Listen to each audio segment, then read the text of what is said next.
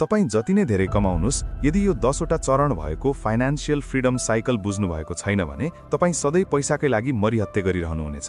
आउनुस्, आजै आफ्नो आर्थिक भविष्य बदलौँ। धनी बन्ने यात्रा यी 10 कदमबाट सुरु हुन्छ। 1. आफ्नो अवस्था चिन्नुस्। तपाईसँग अहिले कति छ र कति ऋण छ, प्रष्ट हुनुस्। 2. लक्ष्य तोक्नुस्।